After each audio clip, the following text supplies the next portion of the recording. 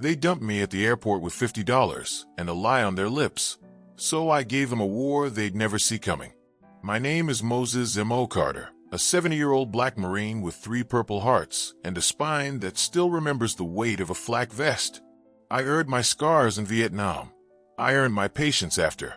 My son, Darius, and his wife, Keisha, thought they could turn that patience into permission. They figured if they called me confused enough times in front of neighbors, church folk, and anyone with an iPhone, it would become the truth. They figured wrong. What they didn't know was simple. For months, I'd been 3 steps ahead, walking slow, so they could get comfy. I let them laugh. I let them spend.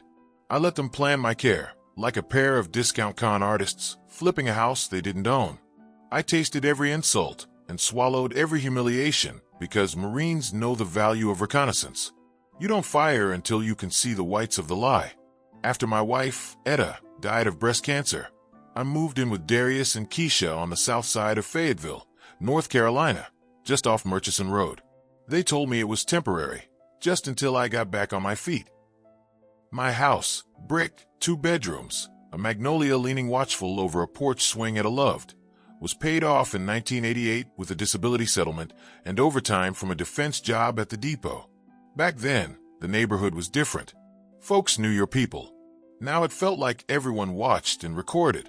"Pop's pill time again," Darius would announce in the kitchen, like he was the MC, and my dignity was the punchline. Sertraline 100 milligrams, Prozicine 2 milligrams, same prescription, 15 years steady. When a car door slammed or a truck backfired, my body remembered jungle heat and rotor wash. I'd flinch. Keisha would lift her iPhone, angle just so. "For your own good," she said, in case a doctor asks. She said a lot of things for my own good, while sliding Nordstrom bags into the pantry like groceries. They fed me after they ate. A paper plate balanced on my knees, while the good dishes Etta and I picked out on layaway Sunday gathered dust in a china cabinet like an exhibit of things I wasn't allowed to touch. At their friends' cookouts, Darius would steer me by the elbow like I was 90 and blind. He forgets milk, buys 2 in a day. He'd tell people who didn't know I drink mine black and hot and answer to Gunny at the VFW. They staged help for applause and filmed my flinches for the highlight reel. "Dad, you're not difficult," Darius told me one night, voice dipped in sugar. "You're broken." That cut deeper than the shrapnel in '69. He wanted the house deed handled. He wanted my VA account rerouted to simplify everything. He wanted me to sign a medical directive that read like a surrender. I let him think I believed him. I let him think hours spent at the county office were for bingo and coffee, while I was really scanning property records, reading the fine print until the clerk asked if I'd once been a clerk myself. I wasn't, but Marines learn paperwork like they learn weapons. You clean it, you respect it, and you never hand it to someone who hasn't earned it. I recorded everything. A little black recorder, voice activated, 60 hours of battery, rode in the top pocket of my church shirts like a second heartbeat. Every time Keisha whispered, "Once we get conservatorship, we can refinance," it caught the words as clean as church bell chimes. Every time Darius told a neighbor, "Pops can't do numbers anymore," my recorder kept a receipt while I silently balanced figures on a legal pad in my basement room. They controlled my mail until I photographed each letter in the mailbox before bringing it inside. They lost my VA competency evaluation. I kept the copy. Dr. Patrice Haynes, 15 years. Mild anxiety symptoms, well managed, fully competent to handle affairs. They kept my life on a leash. I built a case one link at a time. The money was real. The stakes were heavier. My house was worth about $290,000 now. Give or take a fresh coat of paint. My retirement from the depot, rolled over and left alone. Quiet money, steady money, sat at $1.3 million, tucked in a separate credit union downtown where the manager still calls me Mr. Carter and asks about Etta like she could walk through the door any minute. Darius thought I had Social Security, maybe a VA check. He had no idea about the locked account. Men like him think old means empty. He never learned to listen. The worst wasn't the theft. It was the campaign, the slow bleed. At St. Luke AME, Darius would say loud enough for Pew 6 to hear, Careful, Pops stares. Like I needed a rail to climb into the presence of God. At the Food Lion, he'd stage a conversation at the dairy case. Dad, we already got milk yesterday, remember? Voices traveling, heads turning, sympathy curdling into doubt. Church folks mean well, but a lie repeated polite becomes a fact people don't want to look at too closely.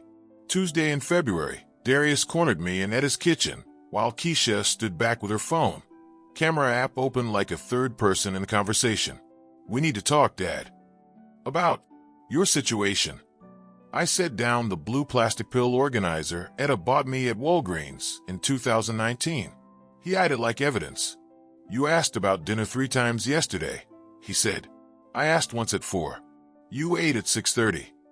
She doesn't see the daily decline, Dad. Keisha chimed in, not missing a frame. What decline? I asked. You put the milk in the cabinet. I don't drink milk, I said. I drink coffee. Black. Dad, we're trying to help you, Darius said.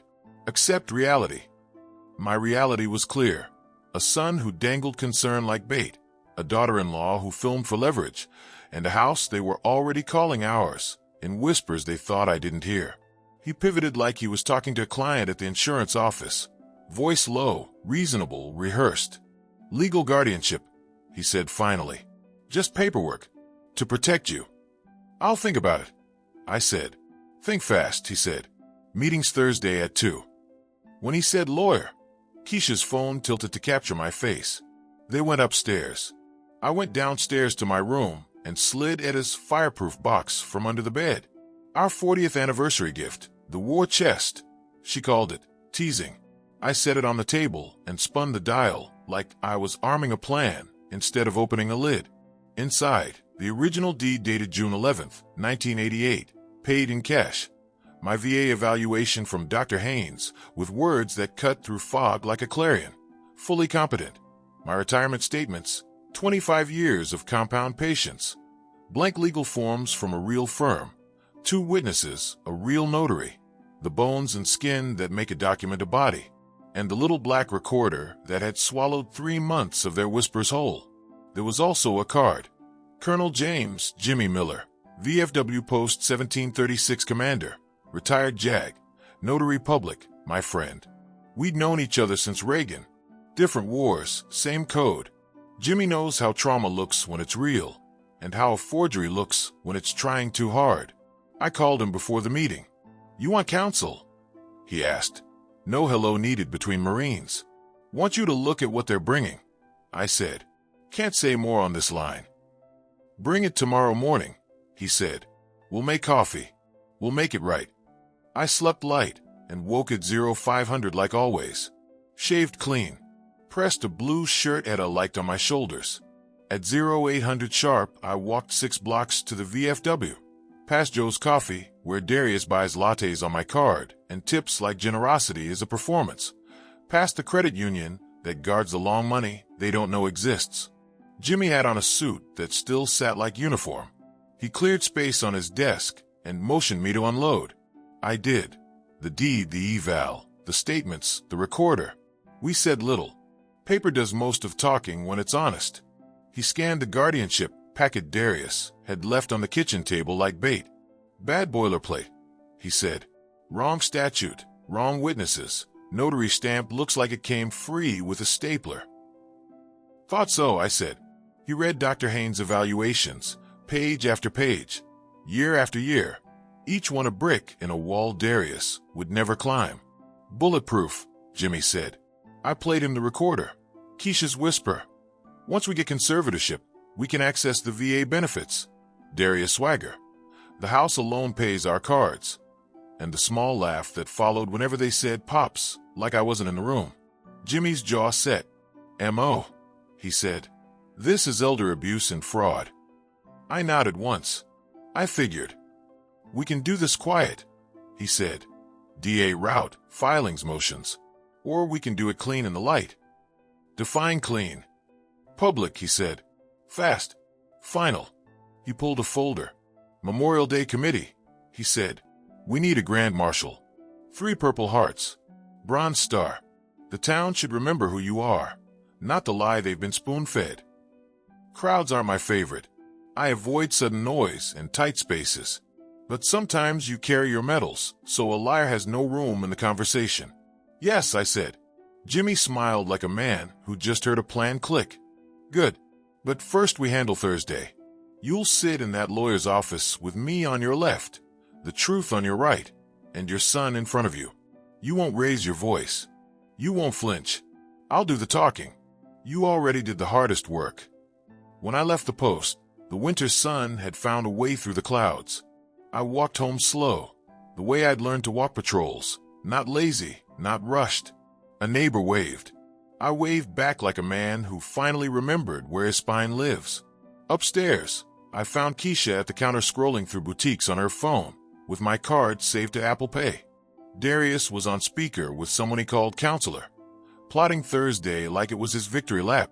Dad, he said, covering the mic, you ready to sign like we discussed? I poured coffee. Black. Hot. Oh, I'm ready, I said. He smiled like a child spotting a candy jar. But my readiness wasn't for surrender. It was for order.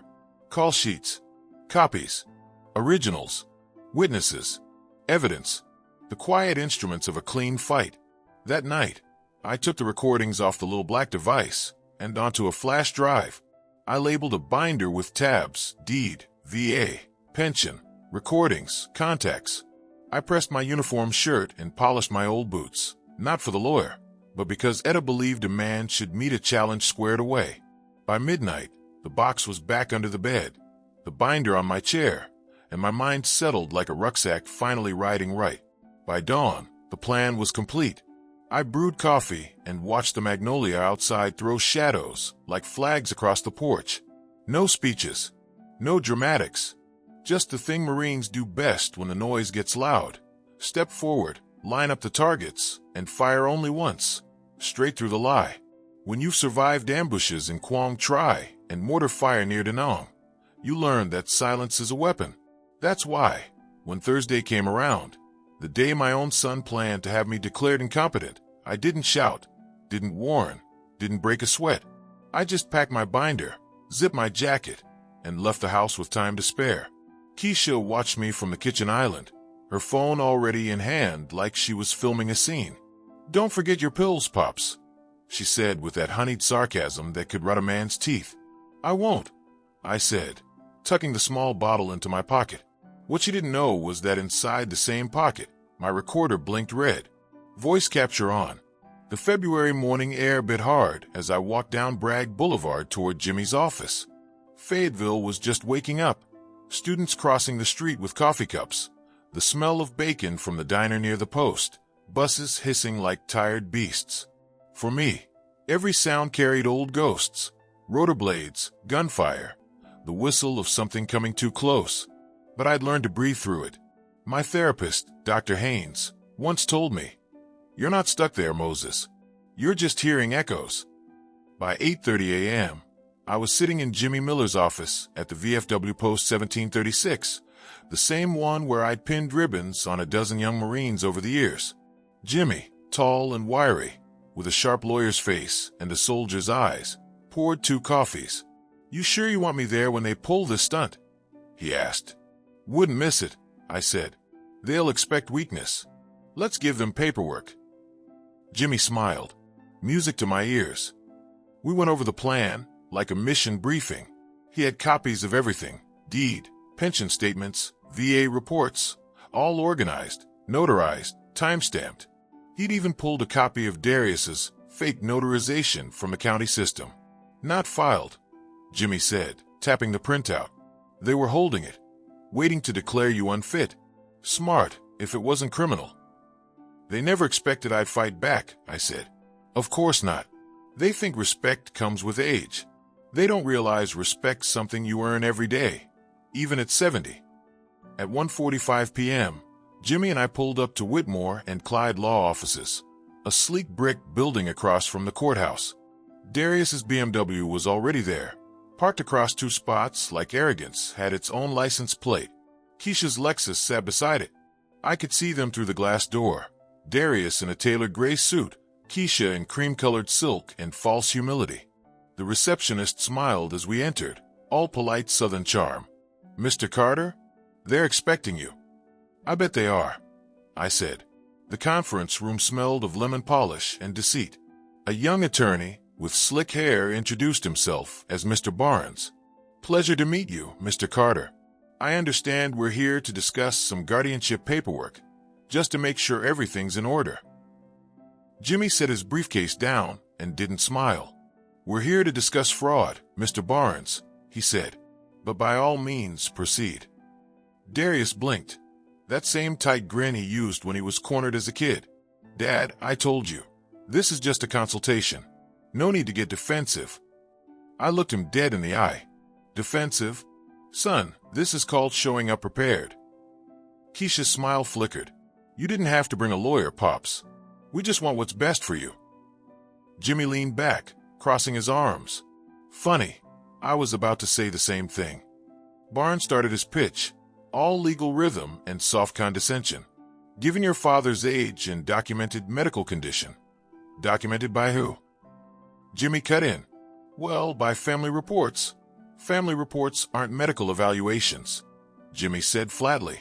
"This is Dr. Patrice Haynes's most recent assessment, signed and sealed by the VA hospital last December." He slid the paper across the table. "It says, and I quote, 'Patient is fully competent to manage all financial and personal matters.'" Barnes's mouth closed like a file drawer.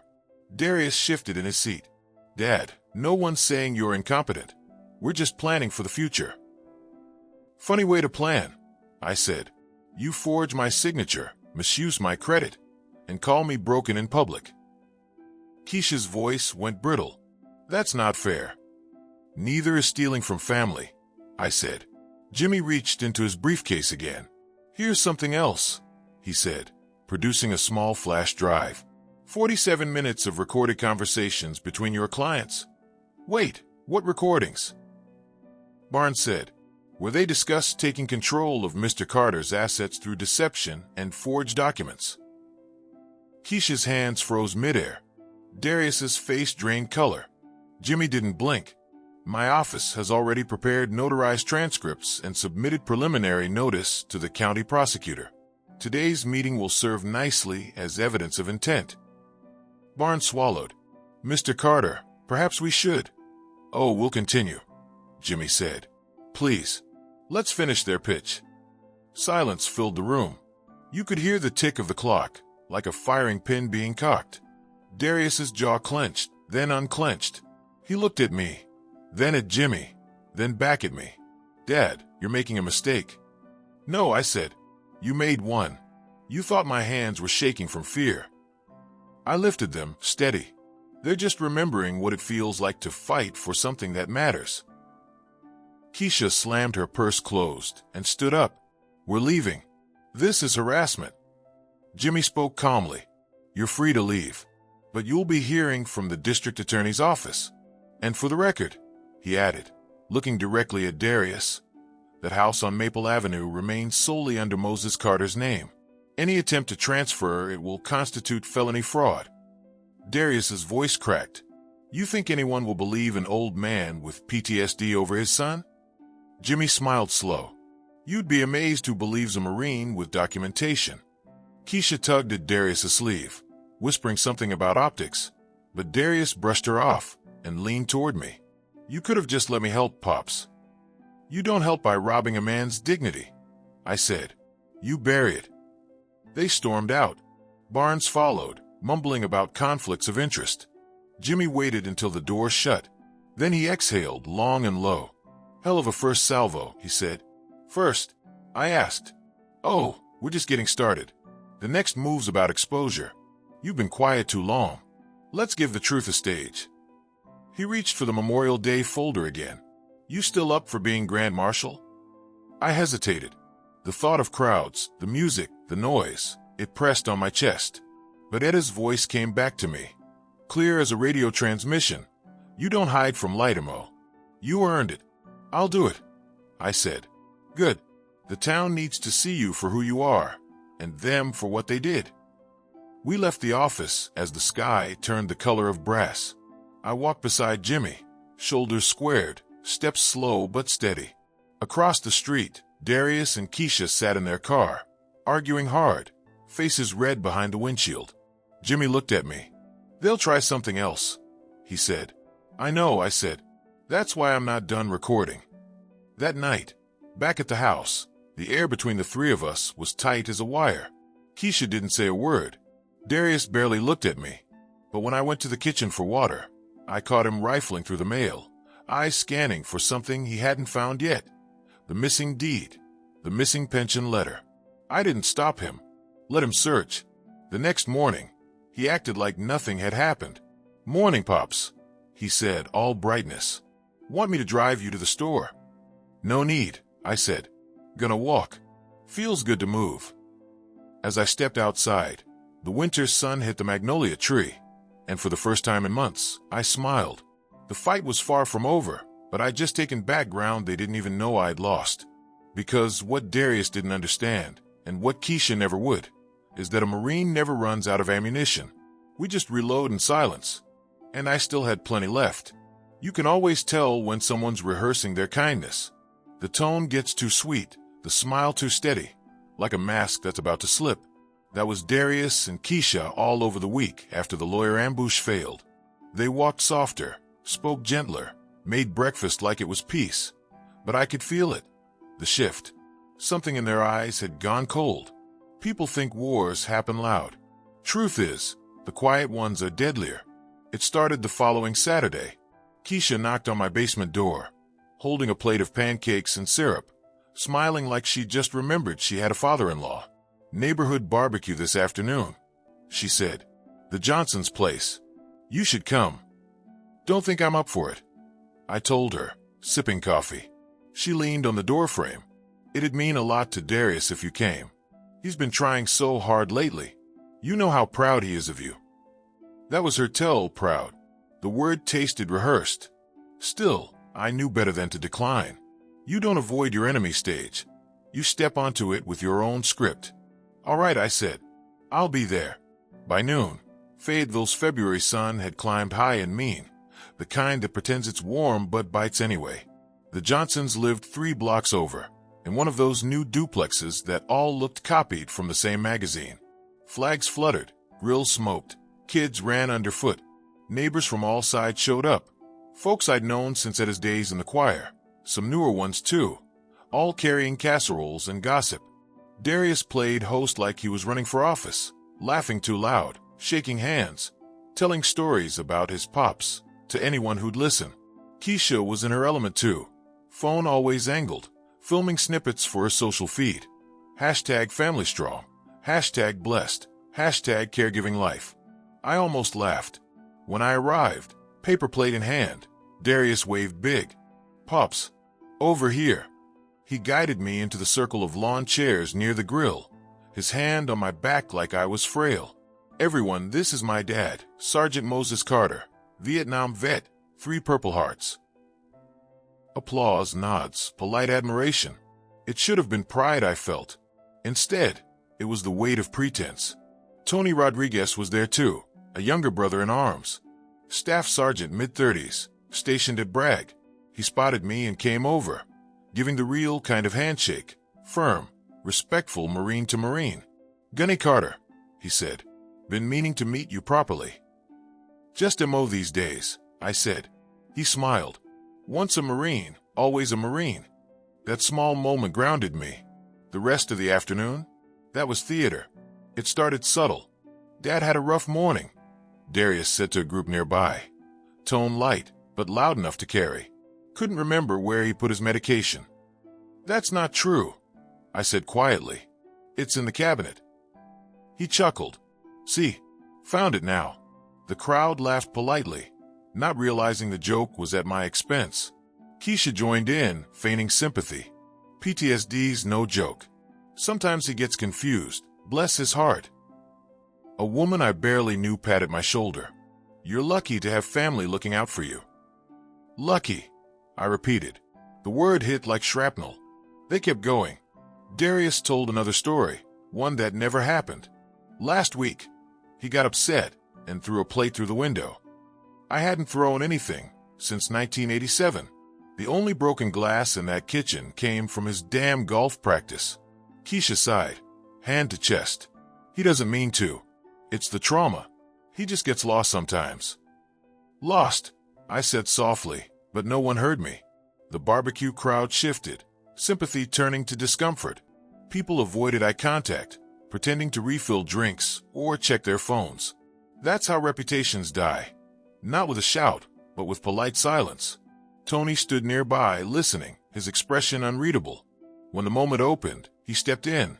With respect, ma'am, I've seen real trauma. Doesn't sound like confusion to me. Sounds like disrespect. Keisha blinked. Excuse me. Tony shrugged. Marines don't break easy. We know the difference between memory lapses and manipulation. The air froze. Darius forced a laugh. No offense, man, but you don't live with him. You don't see the daily decline. Tony's tone stayed level. Maybe I don't need to. I just see a man who served his country being treated like he's already gone. For a second, just one heartbeat, Darius's smile cracked. Then Keisha jumped in, voice sweet but trembling. We appreciate your concern, Sergeant, but this is family business. Tony met my eyes. That unspoken Marine language passed between us. I see you. I believe you. He tipped his beer toward me. My door is always open, Mr. Carter. Appreciate it, I said. The rest of the afternoon dragged like a bad sermon. They paraded their narrative, one false story after another, performing victimhood while I stood there like a ghost at my own trial. When it finally wrapped, Darius clapped me on the back. See, Pops, that wasn't so bad. Not bad at all, I said. Real educational. He grinned, not catching the tone. Good. We'll need that community support soon. That sentence stuck with me all the way home. Community support. Translation, witnesses. He was building a record, laying groundwork for his Concerned Son act. It was clever and dangerous, but he wasn't the only one collecting witnesses. That night, I uploaded every minute of the day from my recorder onto the flash drive. Voices crisp, laughter cruel. The moment Darius lied about the plate, the chuckle that followed, Keisha's tone dripping pity. And Tony's defense, clean and clear, a small miracle in a crowd of sheep. When I played it back, I realized something. They weren't just trying to take my money. They were trying to erase my name before they took it. Make the whole town think Moses Carter was gone, a hollow man to be managed. That was their biggest mistake. You can rob a Marine's bank account, but you can't rewrite his history. Sunday morning, I went to church like always. Sat in the third pew, same as Eddie used to. Reverend Lewis preached on the prodigal son, ironic enough to make me smile. After service, people came up with the same look I'd seen at the barbecue. Pity, distance, curiosity. Praying for you, Brother M.O. One woman said softly. Thank you, I said, though I could see the question behind her eyes. Is it true? Outside, Tony waited by the steps. Mind if I walk you home? He asked. We walked in silence for a block before he spoke. You know they were lying, right? I know. You got proof. More than enough. He nodded. Good, because they're not going to stop until they think you've broken. I looked at him. And what do you think? He smiled. I think they picked the wrong Marine. That night, I called Jimmy. Barbecue's done, I said. Bad. Worse. But useful. Good, he said. Let them dig deeper. The deeper they go, the louder the fall. Monday morning, Darius acted like nothing had happened. He came down the stairs in his pressed shirt, smelling like cologne and calculation. Morning, Pops. Sleep well. Best sleep in years, I said. Barbecues are good for the soul. He froze just long enough for me to see it, the flicker of suspicion. Glad to hear it, he said finally. As he walked out the door, I thought of something Eddie used to say when I'd come home from deployment. You can't fight darkness by cursing it, Mo. You shine a light instead. That's when I knew how this war would end, not in court, not in private, but in public. The same way they tried to bury me, in front of witnesses, and I had just the stage in mind. The Monday after the barbecue, the house was quieter than usual, too quiet. That kind of quiet doesn't mean peace, it means plotting. I'd learned that in the jungle. When the birds stop singing, Something's moving in the dark. I woke at 0500, made coffee, and sat by the window with my notebook open. The magnolia outside was losing leaves slow and steady, like time itself was peeling. I could feel the air change, the way it does before a storm. Darius had left early, suit pressed sharp, cologne thick enough to choke a man. Keisha was upstairs in her office, her content studio. She called it, talking in that sugar voice she reserved for her followers. "Good morning, family," she said to the phone. "Caregiver life isn't easy, but it's all about love and patience, right?" I sipped my coffee and smiled. She was building a narrative, an online chronicle of her saintly struggle to take care of her ailing father-in-law. I wasn't just a mark anymore. I was a brand. At 0700, my phone buzzed. Unknown number. I almost ignored it until the text preview flashed. VA Fraud Division. Please contact us regarding activity on your account. I froze. I dialed the number, voice steady. "This is Sergeant Moses Carter." "Mr. Carter," said a woman's voice, calm but clipped. "This is Agent Lynn Sanders with the Department of Veterans Affairs, Office of Inspector General. We received a notice of address change and payment redirection request from your file last week. I wanted to confirm the details before processing." I felt my pulse steady like it used to before contact. "What address?" She read it. My address, with one difference. The P.O. box number belonged to Keisha's small business account. "Hell no," I said. "That's fraudulent. Who filed it?"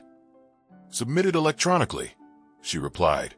"Under your name, with attached authorization from a Darius Carter, listed as guardian." There it was, the next move. I exhaled slow. "Ma'am, that's a forged document. I am fully competent and have no appointed guardian. My lawyer will reach out to your office within the hour." "Understood, Mr. Carter," she said. "We'll flag the account and require in-person verification before any changes proceed. I'll send you the fraud packet." "Appreciate it," I said.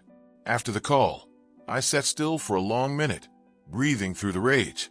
They'd gone digital, trying to take the fight online, where signatures are easy to fake and trust is a checkbox. But I wasn't offline either. At 0900, I called Jimmy. He answered on the first ring. "Talk to me." "They tried to reroute my VA checks," I said. "Figures. Paper didn't work. They moved to pixels. You get a name. Filed under Darius, attached fake authorization." Jimmy swore under his breath. "I'll contact Agent Sanders. We'll lock it down. Don't respond to anything else they send you." "I won't," I said. "Good. NMO. Yeah, they're getting desperate. Desperate people make mistakes. Let them." I spent the rest of the day checking systems. My online banking, secure. My retirement account, untouched. Credit report, clean for now. Still, I knew this was only the beginning. Darius was tech-savvy. He'd grown up on screens. He thought old meant ignorant. He didn't realize I'd been fixing radios in the field before he was born. I logged into my accounts, changed every password to something only Etta would know. "Heisei," I typed, her favorite Japanese poem collection. She loved the one about patience being a weapon. By afternoon, I had the fraud packet printed, signed, and scanned to Jimmy. Then I went for a walk, long and slow, down to Bragg Boulevard and back. I passed the VFW, the diner, the same strip of asphalt I'd walked 1,000 times. Familiar ground reminds you who you are.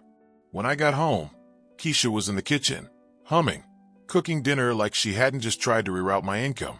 "Pasta tonight," she said, too bright. "Darius will be home soon." "Good," I said. "We need to talk." She blinked. "About what?" "Mail," I said. "And fraud." Her smile twitched. "I don't know what you mean." "Then I'll explain it slow," I said. "The VA called. Someone filed under my name. Used your business address." She froze mid-stir. "That's ridiculous." "Yeah," I said. "That's one word for it." When Darius got home, the tension hit like humidity. He walked in, saw my expression, and his charm flickered on instinct. "What's wrong now, Pops?" "You tell me," I said. "You file something with the VA?" He frowned. "Of course not." "Funny," I said, "because the VA says otherwise." Keisha spoke up fast. It was probably a clerical error. Clerical errors don't use your business address, I said. Darius stepped closer. You're overreacting. Maybe, I said, but the Inspector General doesn't think so. They're investigating. That got him. His face hardened, voice lowering. You're trying to ruin us. No, I said. You're doing a fine job of that yourself. He slammed his hand on the counter. We were trying to help you. I leaned in, eyes steady. Help don't come with forged signatures, boy. The silence that followed was deep enough to hear the clock ticking. Keisha's phone camera glowed faintly from the island, recording again, probably hoping for a clip of me, losing control. I walked over and turned it off. New house rule, I said. You film me again, I start filming back. Fair.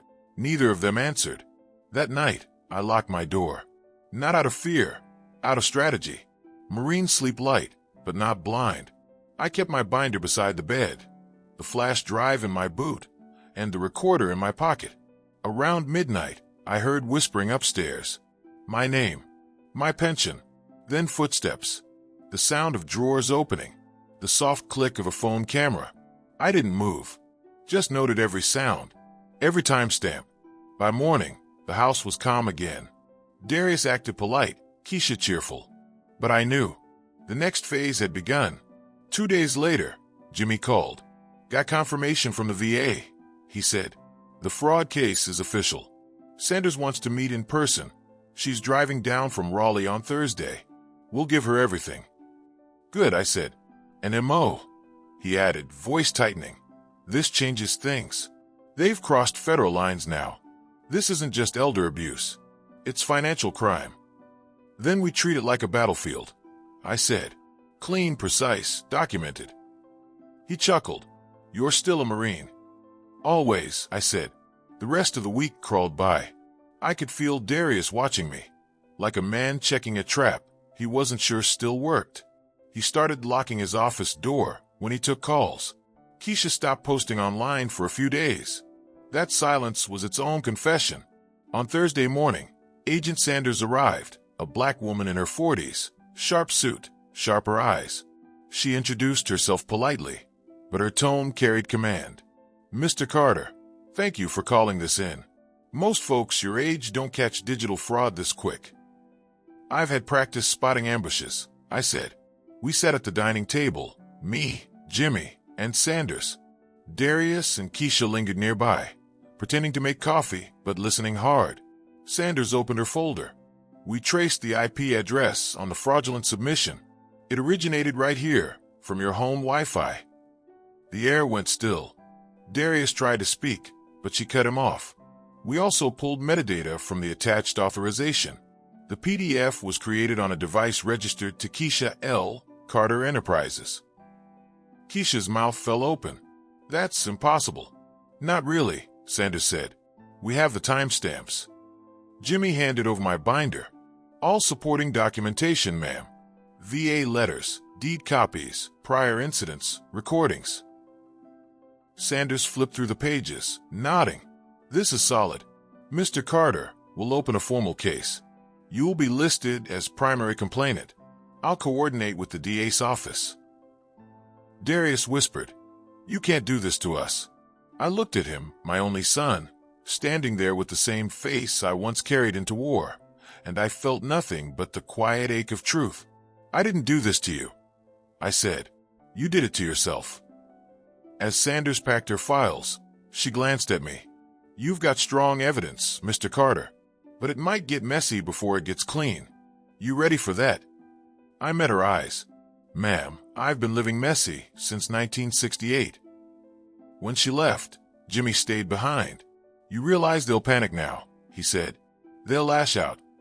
I'm counting on it, I said, because panic makes people sloppy, and I needed them sloppy.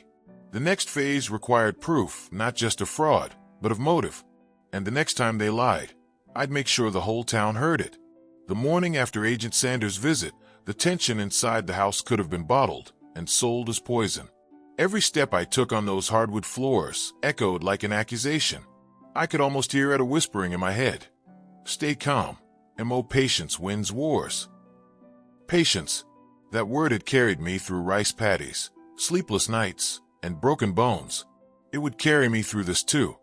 Darius and Keisha were quiet for the first time in months. No laughter, no whispering upstairs, no phone cameras catching episodes. They'd gone underground, regrouping. You could smell the panic beneath the politeness. Over breakfast, Keisha set a plate in front of me like nothing had happened. Scrambled eggs, toast, bacon. "Eat up, Mr. Carter," she said, with that brittle smile she used when she was trying too hard. I looked her in the eye. "You only call me Mr. Carter when you're scared." She froze for half a second, then forced a laugh. "You're so funny." I wasn't joking. Darius came down a few minutes later, shirt untucked, eyes bloodshot. He looked like a man who hadn't slept, which was fine by me. "Dad," he started, "we need to talk." I sipped my coffee and waited. He sat across from me. "I know how this looks. Fraud usually looks bad, son," I said calmly. "Look, the VA thing was complicated. Keisha was trying to help with your paperwork." I let out a low whistle. She helped so much, the government opened an investigation. He clenched his jaw. "They're not going to find anything." I smiled faintly. "That's the same thing crooks say before the cuffs click." He slammed his hand on the table. "You think this is funny?" "Not at all," I said, "but I do think it's predictable." Keisha tried to smooth things over, her voice soft. "Moses, we just wanted to make sure your benefits were handled properly. You know how hard those systems are to navigate." "Keisha," I said, leaning forward, "I worked those systems before you were born. I built a life off paperwork and patience. You can't outpaper me." Her eyes darted away. They left the room without another word. I sat there, finishing my coffee in silence. The quiet felt like a battlefield lull, too peaceful, too still. By noon, I got a call from Jimmy.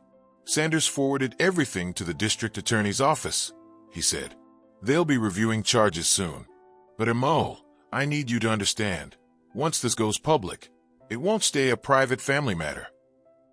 "I don't need it private," I said. "I need it true." Jimmy paused. "You sound ready." "Brother," I said, "I've been ready since they called me crazy." That afternoon, I took a walk to clear my head. Fayetteville's sun hit hard that day. Sticky heat that clung to your neck and made the air taste like old copper. I passed the barbershop on Hay Street, where the same men had been swapping stories for decades. Old Leon called out from his chair. "Mo, you still keeping those young bucks in line?" "Trying to," I said. He chuckled. "They forget we've been around the block twice before they learn to drive."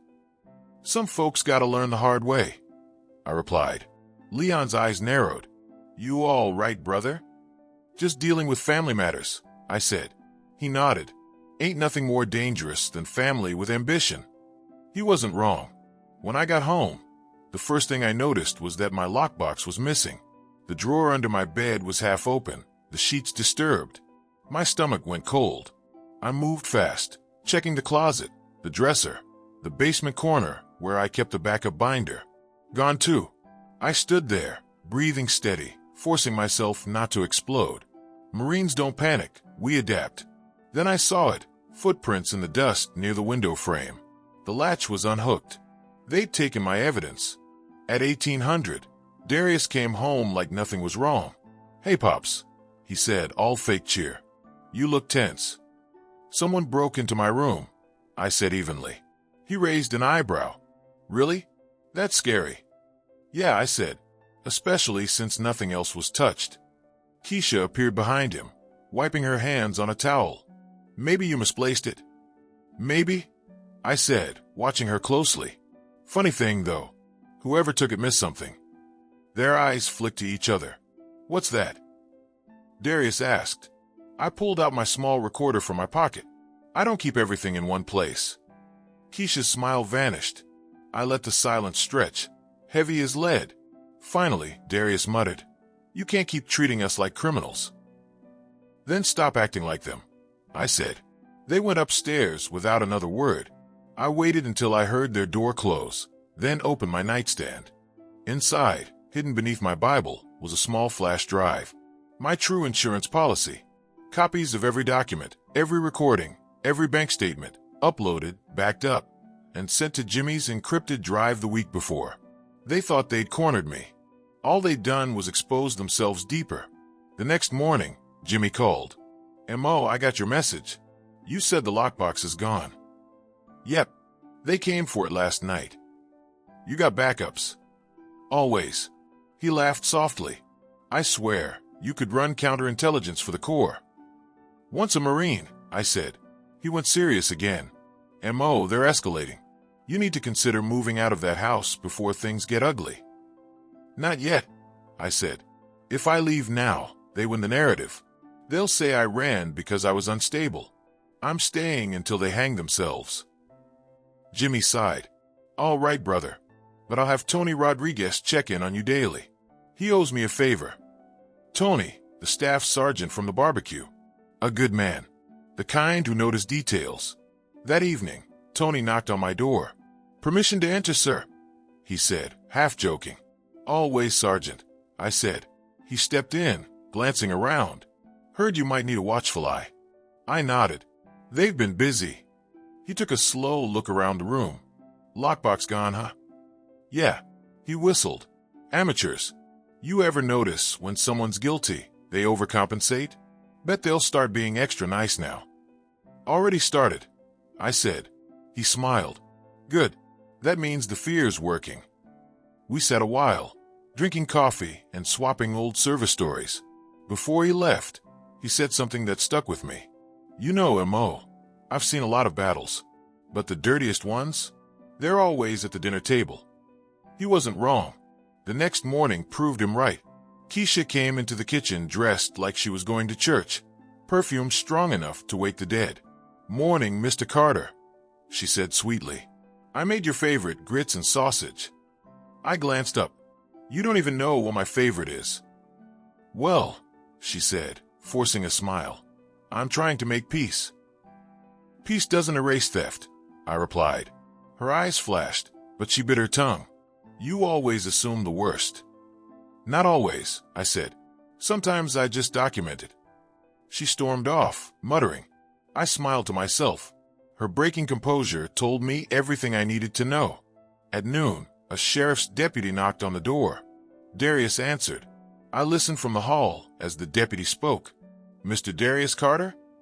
"Yes." The deputy handed him a sealed envelope. "You've been served. Court dates listed on the notice." Darius's voice cracked. "What is this?" "VA fraud and property forgery investigation. You'll need to appear in person." The deputy tipped his hat and left. When Darius turned, I was standing in the hallway. Our eyes met. He looked like a cornered animal. "You did this," he hissed. "No," I said quietly. "You did this when you thought I wouldn't fight back." He pointed a trembling finger at me. "You'll regret this." "Maybe," I said, "but I doubt it." That night, the air felt different. Heavy. Charged. I double-checked every lock, every window. Sleep came slow. Around 2 a.m., I woke to the faint smell of smoke. I stumbled out of bed, heart pounding. The kitchen light flickered, then I saw it. A dish towel smoldering near the stove. A candle knocked over on the counter. I grabbed the fire extinguisher, doused the flames, coughing through the haze. Accident or warning? By morning, I'd made my decision. This wasn't just about survival anymore. It was about exposure. If they wanted a war of stories, I'd make sure the world heard mine first. And I already knew the stage I'd use to do it. The next morning, sunlight cut through the blinds like it was trying to slice the truth out of the house. I'd barely slept. Between the faint smell of burnt cloth and the echo of Darius's threat, the place didn't feel like home anymore. It felt like enemy territory. Still, Marines don't abandon ground just because it's hot. We hold the line. I brewed coffee the way Eddie used to. 2 scoops, 1 pinch of cinnamon, slow stir counterclockwise. The smell grounded me. It reminded me that no matter how much they took, there were still pieces of her they couldn't touch. At 0800, Jimmy called. "You still in one piece, Mo?" "Barely," I said. "But I've got oxygen, caffeine, and a plan." He laughed softly. "That's all a Marine needs. Listen, District Attorney's Office, Just confirmed the case is moving to formal review. VA's pressing federal charges separately. It's about to get loud. I want it loud, I said. Loud enough to drown out their lies. That's good, he said, because I've been talking with the Fayetteville Veterans Committee. They're looking for a grand marshal for the Memorial Day parade. Guess whose name came up? Jimmy, I warned. Don't start with that nonsense. It's not nonsense, brother. You're a triple Purple Heart Marine. You're a legend around here. And more importantly, it's public. The whole town shows up. I went quiet. The last time I'd marched in front of a crowd was 1985. Parades made me nervous. Crowds, loud sounds. They stirred up things I'd rather keep buried. But then I remembered the barbecue. Harry, no, Darius, standing there in front of everyone, spinning his story about the confused old veteran. Lisa, no, Keisha, filming my silence like proof of guilt. Jimmy's voice cut through my thoughts. Think of it this way. You've spent 3 years letting them paint you crazy. Now you get to paint yourself. I smiled slow. You always did know how to twist a knife, brother. Is that a yes? It's a hell yes. Jimmy laughed. Then get your blues pressed, because Fayetteville's about to remember who Moses Carter really is. The next few days, the house turned into a Cold War zone. Darius kept his distance, making calls in whispers and locking his office door. Keisha walked around like a ghost in a silk robe, clutching her phone like a lifeline. I played the part of the tired old man again. Shaky hands, slow steps, blank stares. Let them think the pressure was getting to me. I even forgot my keys one morning, right in front of Keisha. She smiled like a snake that thought it finally had a mouse cornered. That night, I caught her sneaking into the basement again. I waited at the top of the stairs, motionless in the dark. She thought she was being quiet, but the old floorboards had memories. They groaned just loud enough to betray her. She found nothing down there. I'd already moved everything important to the VFW safe. The next day, Jimmy stopped by to get me fitted for the parade uniform. We'll need you in full dress blues, he said. Proper regulation, medals, ribbons, all of it. I chuckled. You just want me to look good on camera. Exactly, he said, grinning. This isn't just about looking good. It's about showing them what strength really looks like. When I pulled that old uniform out of the garment bag, I felt something shift in my chest. The weight of the medals, the smell of pressed wool, the shine of the brass buttons. It brought back ghosts. Not bad ones, just reminders. Etta's voice echoed again. When you wear that, M.O., you don't just carry your own battles. You carry every man who didn't come home. Jimmy helped me polish the medals.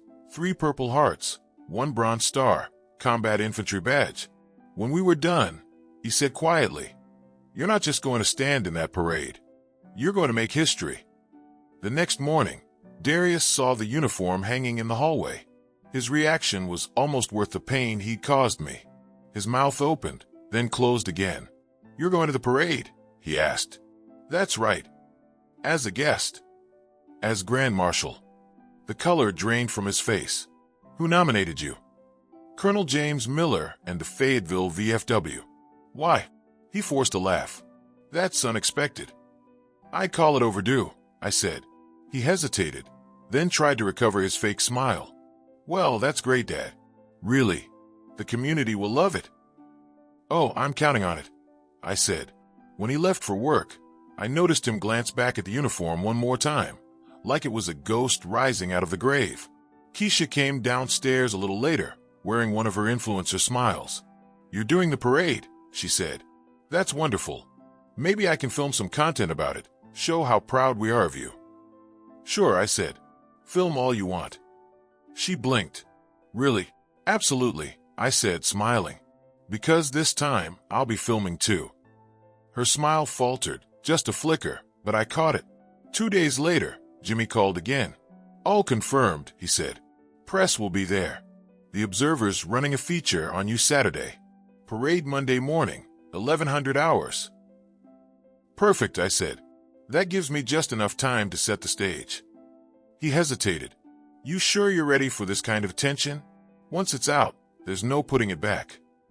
Jimmy, I said. They called me crazy in front of the whole town. I'm not hiding anymore. He exhaled. All right, brother. Then let's make it count. The article dropped that weekend. Vietnam veteran Moses Carter named Grand Marshal for Fayetteville Memorial Day Parade. Underneath, a photo of me, young, uniformed, holding my rifle in the field. The caption read, Decorated Marine, 3 Purple Hearts, continues to serve his community. By 10 a.m., the news had spread across town.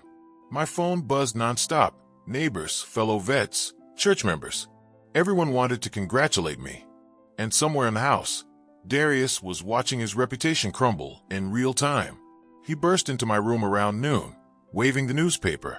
Dad, what the hell is this? Looks like the truth, I said. You couldn't even tell us? You don't tell thieves when the cops are coming either, I said.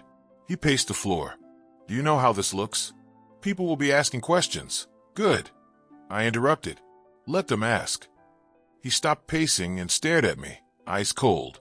You're making a mistake, old man. I met his stare. The last mistake I made was trusting you. He stormed out, slamming the door so hard the picture of Etta rattled on the wall. I steadied it gently, whispering, Almost time, sweetheart. Sunday morning came bright and clean. I went to church like always, sat in the back pew, kept my head down, but I could feel the difference. People who used to whisper pity behind my back now nodded with respect. Some even stood to shake my hand. After service, Pastor Jerome approached me. Brother Carter, I read the article. You're a testament to endurance. Endurance, I repeated softly. That's one word for it. He smiled. Whatever storm you're walking through, the Lord's already written the ending. I nodded, and this one's going to end in daylight. That evening, I laid out my dress blues one final time. Every button polished, every medal aligned. On the dresser sat the manila envelope, documents, recordings, photos, my ammunition. Tomorrow morning, the whole town would see me as a hero again. And in front of 800 witnesses, they'd finally see what kind of people Darius and Keisha really were. The plan was set. The trap was ready. And this time, I wasn't the old man being humiliated in his own home. I was the Marine preparing for his last battle, one I intended to win. Memorial Day dawned with the kind of blue sky you only see after a storm, clear, sharp, and a little too bright, like the world had been scrubbed clean overnight. Fayetteville smelled of barbecue smoke and cut grass, flags hanging from every porch. I'd spent an hour that morning dressing in my blues, steady and deliberate, the way I used to prep for inspection. Each piece went on with ritual precision, trousers pressed sharp enough to cut, jacket buttons polished to a mirror shine, ribbons aligned down to the millimeter. Etta would have laughed and said, M.O., you could command a whole battalion just walking like that. Downstairs, the air was thick with silence. Keisha stood in the kitchen, her phone in one hand, trying to look cheerful. You look wonderful, Mr. Carter, she said. Really? Appreciate it, I said, slipping on my cap. Darius came down a moment later, face tight. He didn't look at me. He just said, You sure you want to do this? I've never been sure, I said. He muttered something about traffic and stormed out to the car.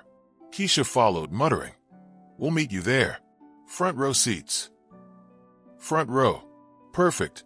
The parade staging area on Hay Street buzzed with movement. Marching bands tuning up, ROTC kids fixing flags, Gold Star mothers pinning ribbons.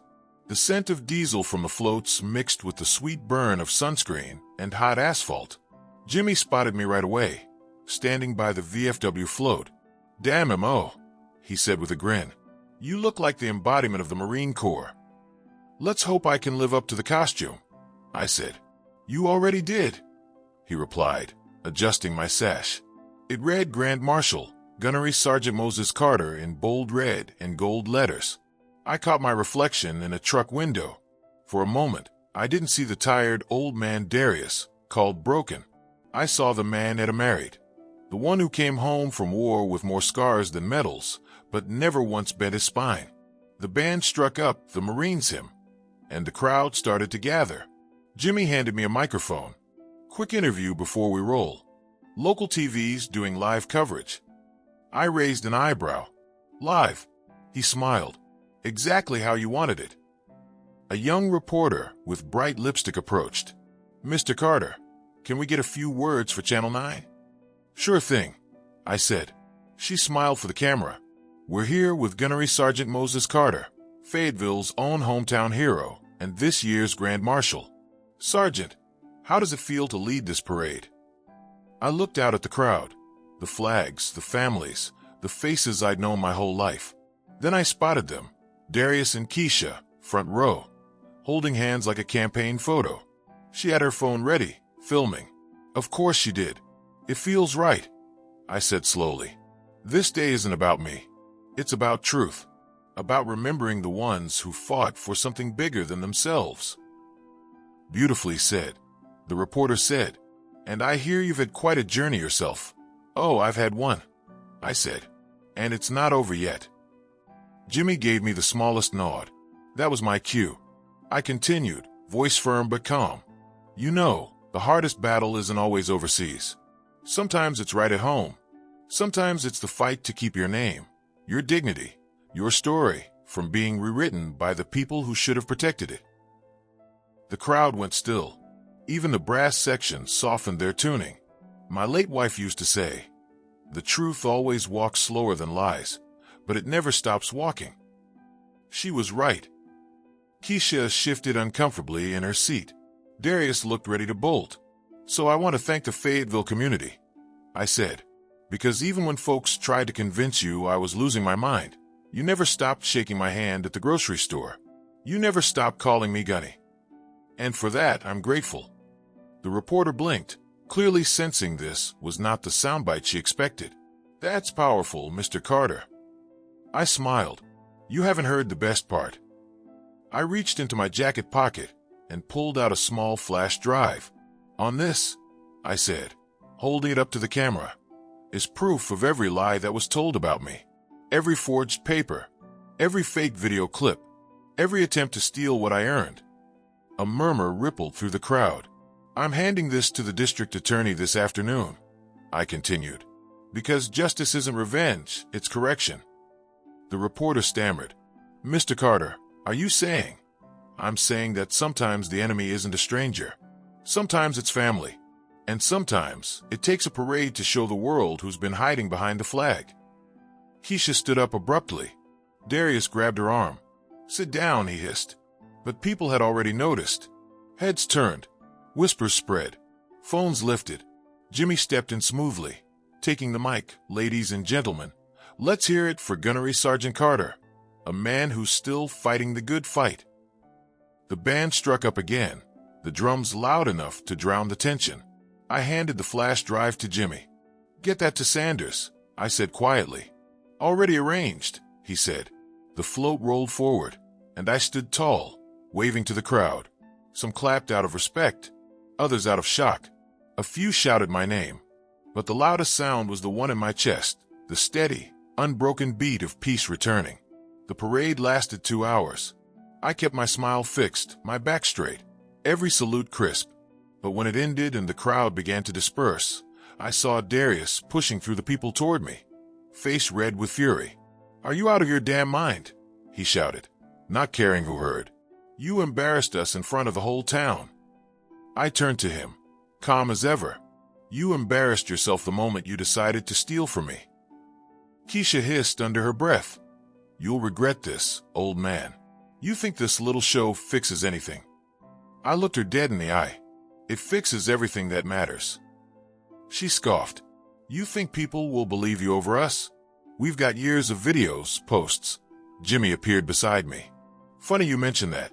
Those same videos are already flagged for manipulation. Federal tech team traced the edits to your IP address. You're both done. Darius's eyes widened. You can't prove. Oh, we can, Jimmy said. And we will. For a moment, Darius looked like a boy again, small, cornered, lost. Then his face hardened. You're going to destroy this family. No, I said. You already did. I'm just sweeping up the mess. Keisha turned to leave, but a deputy in plain clothes stepped in her path. Mrs. Carter? Mr. Carter? I need you both to come with me. The DA has a few questions. Their faces drained of color. I didn't smile. I didn't gloat. I just stood there, adjusting the edge of my uniform collar. "Gunny," Jimmy said softly, "you good?" "I'm alive," I said. "That's good enough."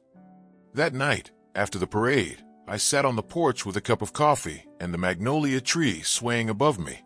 The street was quiet now, littered with bits of confetti and paper flags. I could hear the faint echo of the crowd, the applause, the music, and for the first time in years, it didn't feel like noise. It felt like home. Inside, the house was empty. No more whispering, no more cameras. Just space and silence. I picked up at his old photo from the table. "You'd have loved today," I said softly. "You always did like when the truth came dressed in its Sunday best." The night breeze carried the smell of magnolia and smoke and redemption. For once, I let myself breathe easy. But deep down, I knew one thing. The fight wasn't over. The law would handle the rest, sure, but lies, once planted, have roots. And before this was over, I'd have to dig every one of them out. The morning after the parade, Fayetteville felt different. The air was heavy but clean, like the town had finally exhaled after holding its breath too long. My name was on everyone's lips again, but this time, not as a punchline whispered behind pitying smiles. The Fayetteville Observer headline said it plain: "Hero or victim? Grand Marshal's parade speech sparks federal investigation into family fraud." There was my picture again, hand raised mid-salute, dress blues bright under the Carolina sun. Below it, a smaller photo of Darius and Keisha being escorted out of the parade by deputies. For once, I didn't feel anger reading it, just a long, steady satisfaction, the kind you get when the truth finally clocks in for work. Still, I knew better than to celebrate. War doesn't end with the first retreat. It ends when the last enemy stops shooting. At 0900, my doorbell rang. It was Agent Sanders, crisp suit, hair tied back, face serious. Jimmy followed her in, coffee in hand. "Morning, Mr. Carter," she said. "You made quite a splash yesterday." "Didn't plan it that way," I said. She smiled slightly. "Maybe not, but sometimes justice needs a stage." Jimmy set down the coffee and leaned against the counter. "The DA's office has issued temporary restraining orders. They can't come within 100 feet of you or the property. We're also freezing their access to any accounts tied to your name." "Appreciate that," I said. Sanders nodded. "The evidence you provided was thorough. The recordings, the fake signatures, the digital trail from their devices, airtight. They'll likely face federal charges for wire fraud and elder exploitation." I nodded slowly, letting the words sink in. Darius and Keisha, my own blood, would stand trial in the same courthouse where I'd once helped veterans file their disability claims. "How long?" I asked. "Could take a few months," she said. "But they're scared. People like that always are when the lights come on." Jimmy crossed his arms. "And while we wait, we make sure Mo's safe." I grunted. Safe's a luxury I stopped believing in back in '69. Sanders gave me a knowing look. "Then think of it as operational security. We'll have a patrol car check in nightly, just until the arraignment." I thanked her. She left soon after, professional as ever. Jimmy stayed behind. "You did good yesterday," he said. "The whole town saw it, even the ones who doubted you." "Don't mean much," I said. "People forget fast." "Maybe," he said. "But they remember the loud stuff. You gave them something they can't unhear." He was right. For once, the truth had volume. By afternoon, the calls started coming in. The church, the VFW, old neighbors. Some were proud, some apologetic, a few nosy.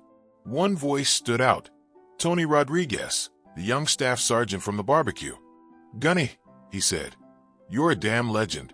That speech should be in the history books." "Appreciate it," I said, smiling. He hesitated. "But listen, word around town is Darius is out on bond already. He's angry, saying he's gonna set the record straight. You might want to keep your head on a swivel." I didn't doubt it. Pride makes men stupid. "Thanks for the heads up," I said. "You still got that spare camera system you told me about?" "Already in the truck," he said. "On my way. By 1700, We were wiring the house. Small motion cameras at the porch, the hall, the back window. Tony worked fast, precise. "You'll get alerts on this tablet," he said, handing it to me. "Any movement, you'll see it." "Appreciate you, son," I said. He shrugged. "You looked out for us old-timers. Just paying it back." When he left, I sat alone in the kitchen, watching the feed from the porch camera. The magnolia tree swayed in the evening light. For the first time in months, I felt the house was mine again. But war teaches you, peace is just the time between alarms. 2 nights later, the alarm rang. It was 2:13 a.m. The tablet flashed red. Movement detected, back door. I slipped out of bed quietly, my old service pistol in hand. Not loaded, but enough to make a point. The live feed showed a shadow near the back porch. Tall, hunched, familiar. Darius. He was fumbling with the door handle, whispering curses. I turned on the porch light. He froze. "Evening, son," I said through the cracked door. He looked like hell. Eyes bloodshot, shirt wrinkled, a bruise darkening his jaw. "I just wanted to talk," he said, voice slurred. "Breaking into my house at 2 in the morning ain't talking," I said. "I didn't do anything wrong," he shouted. "You turned everyone against me." I kept my voice even. "You did that yourself. You think you're some kind of hero," he spat. "You ruined my life." I stepped out just enough for him to see the pistol at my side. "You're still breathing, aren't you?" He stumbled back, hands up. "You wouldn't shoot me." "No," I said, "but the cameras would sure love the footage." He looked up, saw the little red light blinking above the porch. His face crumbled. "You think this makes you better than me?" "It makes me free," I said. "There's a difference." He stood there for a long moment, breathing hard. Then he turned and ran into the dark. I didn't follow.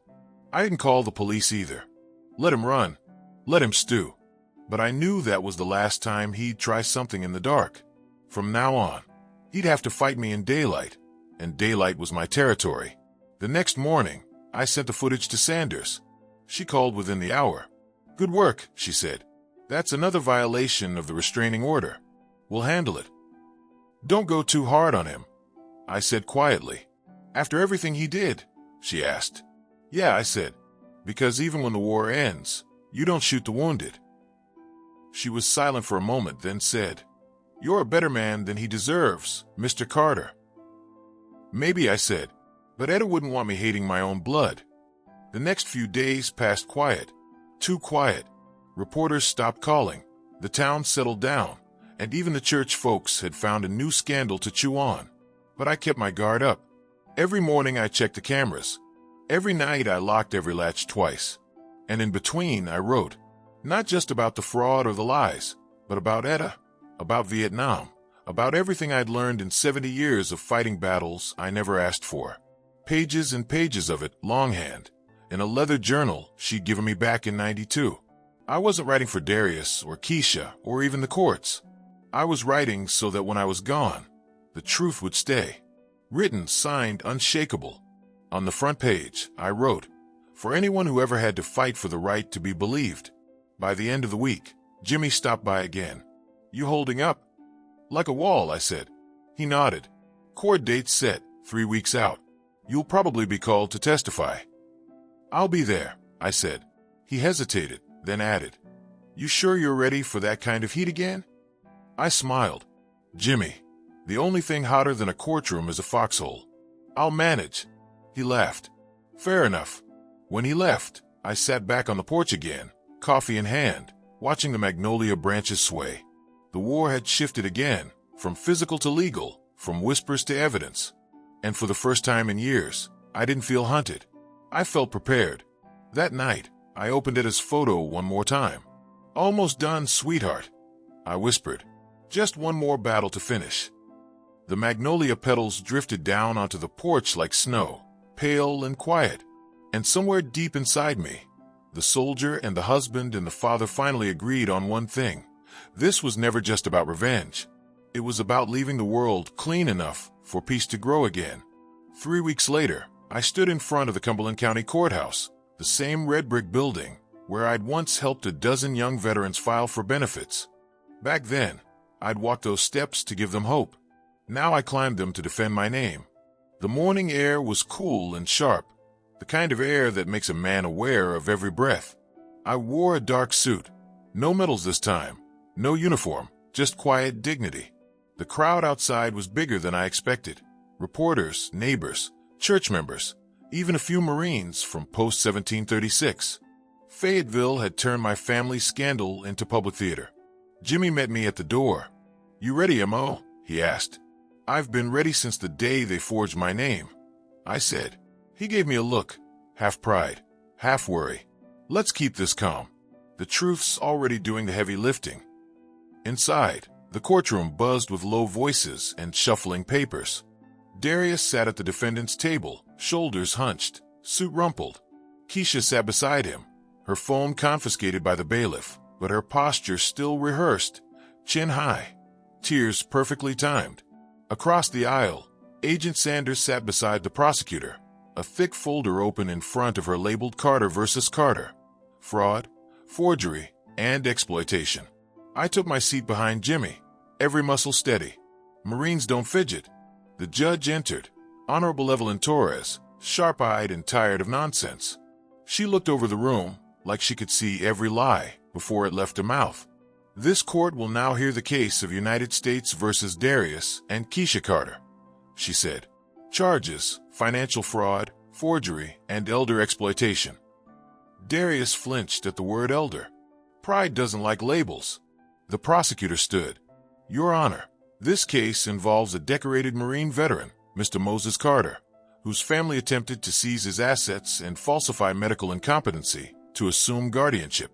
We will present recorded evidence, false documentation, and testimony from multiple witnesses." Keisha's attorney, a slick man with too much gel and not enough conscience, rose next. "Your Honor, my clients only acted out of concern for Mr. Carter's well-being. Any mistakes were clerical, not criminal." Judge Torres arched a brow. "We'll see."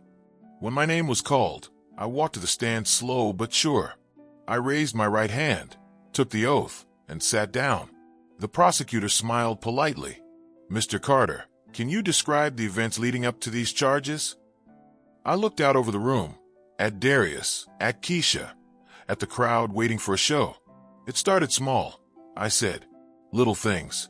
Missing mail, locked drawers, pity in their voices. Then came the stories, the lies. They told folks I was confused, broken. They filmed my bad days and deleted my good ones." The prosecutor nodded. "And what did you do when you realized something was wrong?" "I listened," I said, "and I recorded. Every whisper, every lie.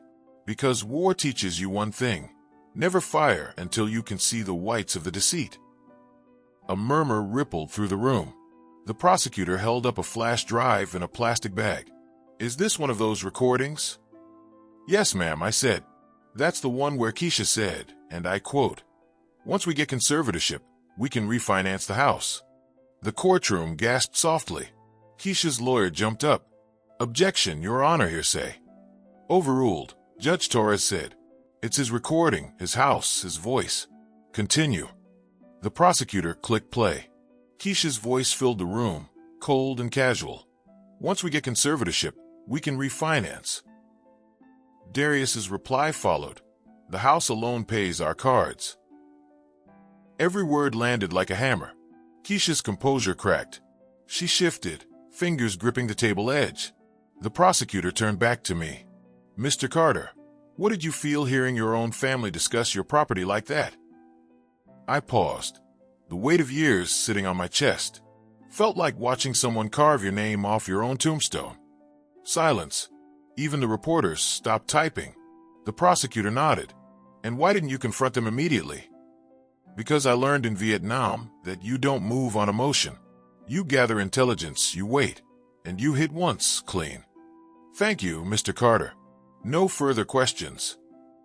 Jimmy gave me a quiet thumbs up from the table. Then it was the defense's turn. Keisha's lawyer rose, voice smooth as oil. "Mr. Carter, isn't it true you suffer from PTSD and occasional memory lapses?" I looked him dead in the eye. "True, but memory lapses don't erase truth." He smiled condescendingly. "So you might misinterpret events?" No, I said, because I record them. He frowned. Do you expect this court to believe you've never forgotten or misremembered a conversation? I've forgotten birthdays, I said, but not betrayal. A few people chuckled quietly before the judge shot them a look. The lawyer tried again. You claim your son forged documents, yet he insists you signed them willingly. Can you prove otherwise? Sure can, I said. Dr. Haynes from the VA verified my signature and the fake one. Said mine was steady. This looked like a scared hand trying to fake strength. The lawyer hesitated. You seem angry. Wouldn't you be? I said. He shifted tactics. Your recordings. How do we know they weren't edited? Jimmy stood before I could speak. Your Honor, the FBI's Digital Forensics Division authenticated every file. Chain of custody verified. Judge Torres nodded. Move on, counselor. The lawyer sighed and sat down. Keisha whispered something sharp to Darius. He didn't look at her. After a recess, Agent Sanders took the stand. Her testimony was surgical. Dates, IP logs, signatures. Every click and keystroke from Darius's laptop was documented. When the prosecutor asked, Agent Sanders, can you identify where the forged VA forms were submitted from? She replied without hesitation. Yes, from the Wi-Fi network registered to the Carter household. Specifically, a device belonging to Keisha L. Carter Enterprises. Gasps again. Keisha stared down at her lap, trembling. Darius, jaw tight, muttered under his breath. She told me it was safe. The judge heard it. Mr. Carter, you'll speak only when addressed. He sank lower in his chair. When closing statements came, the prosecutor kept it short. This isn't about money, it's about dignity. Mr. Carter fought for a country that promised to protect him. His family tried to rob him of that promise. Justice demands correction. The defense rambled about misunderstandings and family love gone astray, but no one was listening. Finally, Judge Torres called a short recess before her verdict. I stood, feeling the years on my shoulders. Outside, through the high windows, sunlight poured into the room, sharp and clean, like truth itself had decided to testify. Jimmy leaned close. You okay, brother? I'm steady, I said, just thinking how quiet Etta would have been through all this. She'd just shake her head and say, Told you lies don't last. He smiled. Sounds like she was right. When the judge returned, the room rose. She looked over the files one last time, then spoke clearly. The evidence in this case is overwhelming. Darius Carter and Keisha Carter are found guilty on all counts: fraud, forgery, and elder exploitation. A collective breath swept the room. Sentencing will follow in 30 days. The judge continued. Until then, both defendants are remanded into custody. Darius's eyes met mine for a moment. There was no hatred left in them, just something hollow. Regret, maybe. Keisha started to cry, but no one reached for her. The bailiffs led them out in cuffs. As the doors closed behind them, the weight I carried for a year finally slid off my chest. Not gone, not forgotten, but lighter. Jimmy placed a hand on my shoulder. You did it, M.O. No, I said. The truth did. Outside the courthouse, reporters swarmed, microphones flashing. Mr. Carter, how does it feel to win? One asked. I looked straight into the lens and said, It doesn't feel like winning. It feels like surviving, but surviving's enough. Then I walked past them, out into the sunlight, where the magnolia trees on the courthouse lawn were blooming, white and clean against the Carolina sky. For the first time in a long time, I let myself smile. Not because the fight was over, but because I'd finally remembered who I was before it began. The courtroom victory was only the beginning. Justice doesn't end with a gavel. It echoes through the pieces of life you have to rebuild afterward. When the courthouse doors closed behind me that day, I walked into a world that finally felt mine again. The air smelled cleaner, sharper, like I'd rinsed the rot of betrayal from my lungs. But it was also quiet, too quiet. The kind of silence that makes you realize revenge is just survival with paperwork attached. That evening, I sat on my porch under the cracked yellow light I'd been meaning to fix for years. The neighborhood was still, except for the cicadas and a few kids playing basketball 2 houses down. Fayetteville sunsets have a way of bleeding orange and purple into each other until you can't tell where one ends and the other begins. I watched it until the sky went dark, nursing a cup of coffee that had long gone cold. Jimmy called around 8 p.m. Mo, he said, voice steady and warm. The prosecutor wants to meet tomorrow morning to go over restitution paperwork. You up for it? I've been up for worse, I said. He chuckled. Yeah, I guess you have. After we hung up, I looked at the framed photo of Etta on the small table beside me. She was wearing her Sunday hat, the lavender one she loved, smiling like the world was still gentle. I touched the frame. It's over, Etta, I whispered. They can't take your house anymore. The next morning, Jimmy drove me downtown. I'd given up my license 2 years earlier. Too many close calls from those flashback moments when my mind slipped back to 1970 Hugh City. I didn't need to be behind a wheel when my brain could still hear mortars in garbage trucks. Jimmy didn't mind. The meeting was straightforward. The restitution plan was clear. The state would liquidate Darius and Keisha's assets, including the furniture they'd bought with my money, and reimburse me $47,612. The court also ordered an additional $25,000 for emotional damages. Jimmy smiled when the prosecutor read the figures. Guess the system can surprise you sometimes, he said. I nodded but didn't smile. Money didn't heal betrayal. It just proved it happened. When we finished, we walked down the courthouse steps. Reporters waited again, but I waved them off. I wasn't a headline. I was a man trying to breathe freely for the first time in years. Over the next few weeks, the house felt different, lighter. I changed the locks, repainted the front door the same deep blue Etta had picked back in '89. I cleaned out the guest room where Darius and Keisha used to sleep, boxed up their leftovers, and gave them to Goodwill. Every nail, every corner, felt like reclaiming territory after a long occupation. One Saturday, Tony Rodriguez came by with his kids, Malik and Emma. They helped me fix the porch railing that had been loose since last winter. Grandpa and Mo, can we paint it? Emma asked, eyes bright. Sure, I said, but no pink. She giggled. Blue like your door? Blue like my door. We spent the afternoon working, laughing. Tony told me about his unit's next deployment rotation and how he'd probably retire next year. You ever think about moving somewhere quieter? He asked. Quieter than Fayetteville. I chuckled. That'd be a cemetery. Tony laughed. Guess you're staying put then. Damn right. That evening, I grilled burgers in the backyard. First time I'd used that grill since before Etta died. The smell of charcoal, the sound of kids running through sprinklers, the hum of summer, it all felt like peace. The kind that doesn't need permission. A week later, I got a letter from the VFW. The Cadale Anderson Elder Advocacy Fund had its first 3 successful cases. Veterans from Raleigh, Durham, and Charlotte had been rescued from the same kind of exploitation I'd faced. Sons, daughters, even supposed caretakers trying to rob them blind. Jimmy had attached a note. You started something bigger than your revenge. Proud of you, brother. That one got me. I read it twice. I decided to attend the next VFW meeting. Walking through those doors felt like walking into family. The smell of old coffee, gun oil, and pride. The men stood when I entered.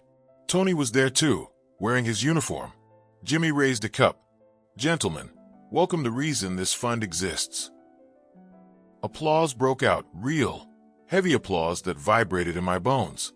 I didn't give speeches, just nodded and said, thank you for standing by an old Marine who almost forgot what brotherhood meant. After the meeting, a young vet named Jason pulled me aside. He couldn't have been more than 30. Mr. Carter, sir, I just wanted to say, your story gave me the guts to report my own situation. My cousin's been stealing from my benefits. I didn't think anyone would believe me till I read about you. I put a hand on his shoulder. They'll believe you now, son. And if they don't, call Jimmy. He's meaner than he looks. He smiled through tears. Thank you, sir. By July, Fayetteville had moved on to new gossip. The parade had become local legend. Folks still talked about the Marine who exposed his family live on stage. I didn't care about the fame. I cared about the peace that followed. The VA called about new therapy options, but I told them I was fine. Truth was, I'd never felt steadier. My nightmares had less to haunt me now. One night, I took out the old digital recorder, the one that had started it all. I scrolled through the files, each one a wound that no longer bled. Then I deleted them. Every single one. Etta wouldn't have wanted me to live and replay. She would have said, "M.O., don't keep proof of pain once you've already won." So I listened to her one more time. In August, I visited the cemetery where she rested. The sun was bright, cicadas singing their relentless song. I set a small bouquet of daisies at her headstone, her favorite flower, and sat for a while. "You were right," I told her. "About everything. About patience. About truth. About never letting them make me small." The wind shifted just then, soft but sure, rustling through the pines. I took that as her answer. When I stood to leave, I noticed something small tucked at the base of her stone, a folded piece of paper. I bent down and opened it. It was from Darius. "Dad, I don't expect forgiveness. I just want you to know I'm sorry. I never wanted it to go that far. I lost myself trying to live up to expectations that weren't even mine.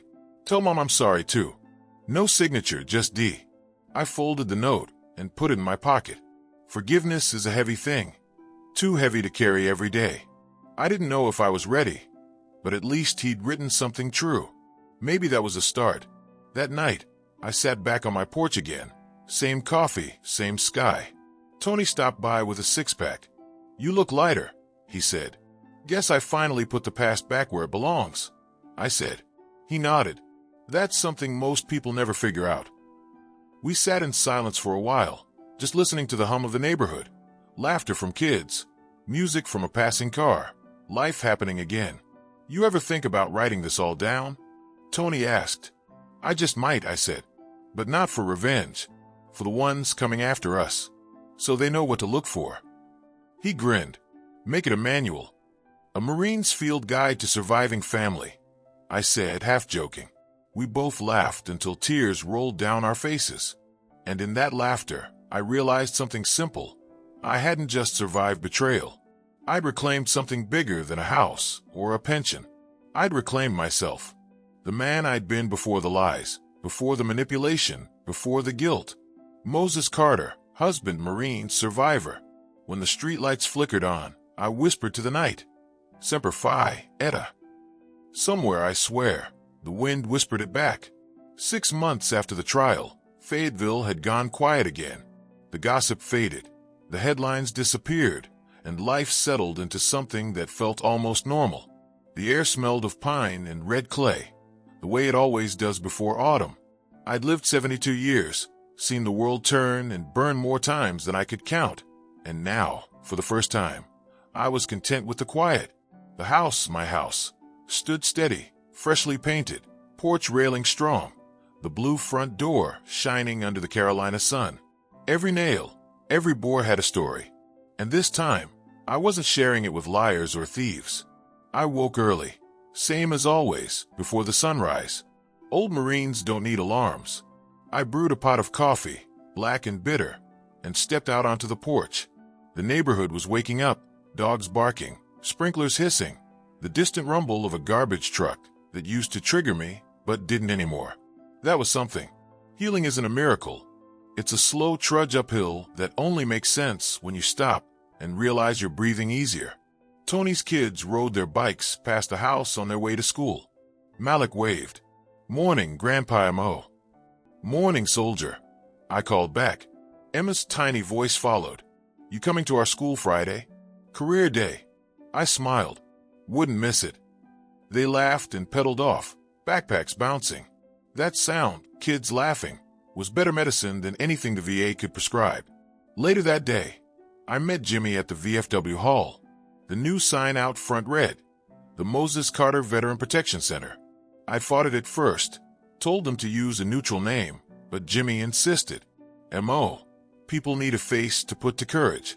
They need to see what survival looks like." Inside, the place buzzed with purpose. Volunteers sorting mail, vets on the phone helping others with claims, and a bulletin board covered in success stories.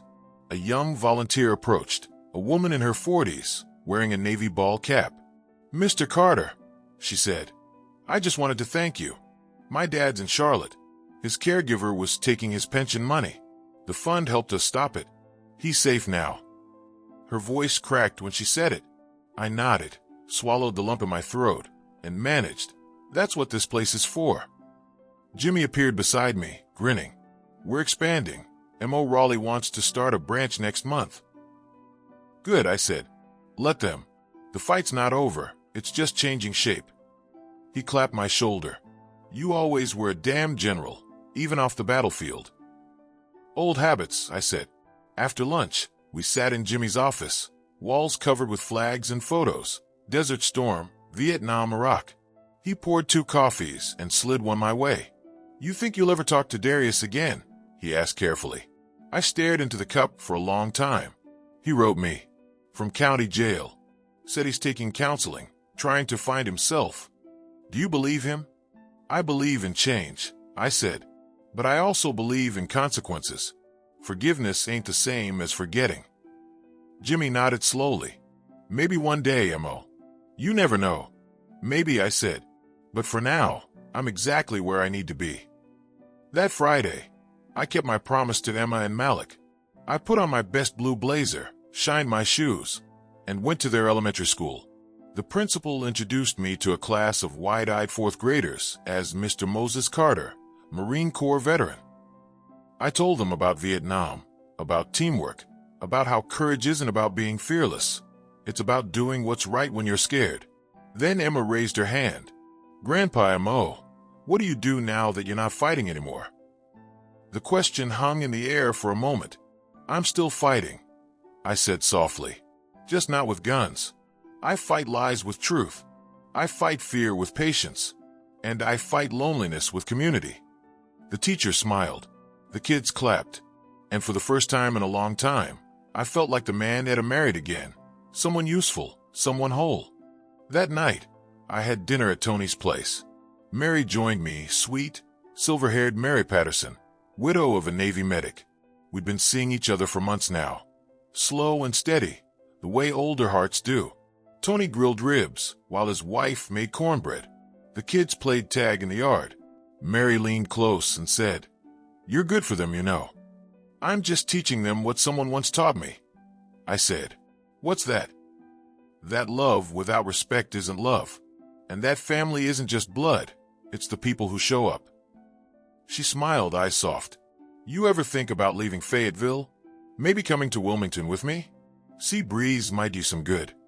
I thought about it for a long second. The sound of kids laughing, the smell of ribs, the weight of peace in my chest. "No," I said finally. "I think I've still got work to do here." She squeezed my hand. "Then I'll keep coming up to visit." Deal. In September, I got a letter from the Department of Veterans Affairs. It wasn't a bill or a report, just a commendation for exceptional service to the veteran community. There was even a medal enclosed, small but shining. Etta would have framed it. So I did. Right next to the 3 purple hearts and the bronze star she'd hung decades ago. The plaque below read, "For the man who never stopped serving." That one hit deep. 2 weeks later, I visited Darius. County jail smelled like bleach and regret. He looked smaller than I remembered, thinner, quieter. He stood behind the glass, phone pressed to his ear. "Dad, you didn't have to come." "I know," I said. He looked down, then back at me. "I don't expect you to forgive me. I just needed to see you, to say thank you for not letting me ruin myself completely." "You did a good job of that without me," I said, but my tone softened. He nodded, eyes glistening. "They got me in a counseling program, working with veterans, actually. I didn't know how much damage I'd done until I saw what other people went through." "Then learn from it," I said. "You still got time to make things right." "I'll try." "That's all you can do," I said. "Just don't confuse trying with quitting." He smiled weakly. "You sound like a drill instructor." "Good," I said. Maybe one finally stuck. When I walked out of that jail, the sun hit me full in the face. Forgiveness hadn't come yet, but something else had. Peace, maybe. The kind that doesn't need to be spoken. Winter rolled in slow. The magnolia trees lost their leaves, and the mornings came colder. I spent most of my time at the center, helping other vets file claims, listening to stories of betrayal and survival. Every Friday, Mary would bring lunch, and Tony's kids would stop by after school. They called me Grandpa Mo, without hesitation now. One evening, Emma asked, "Can we see your medals again?" I led them to the living room wall. They stood in front of the frame quietly, eyes wide. "Grandpa Mo," Malik said, "how'd you get those?" "By staying alive," I said. "By not letting fear win." He nodded solemnly, as if committing the lesson to memory.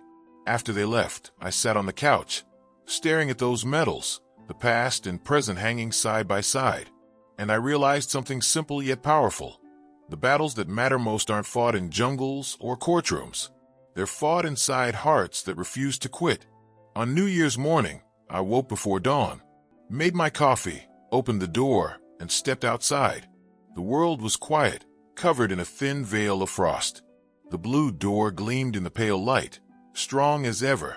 I whispered to the cold air, "We made it, Etta. We really did." The wind stirred, gentle, carrying the faint scent of magnolia and coffee. And I knew, without doubt or question, that I wasn't alone anymore. Not really, because legacy isn't what you leave behind.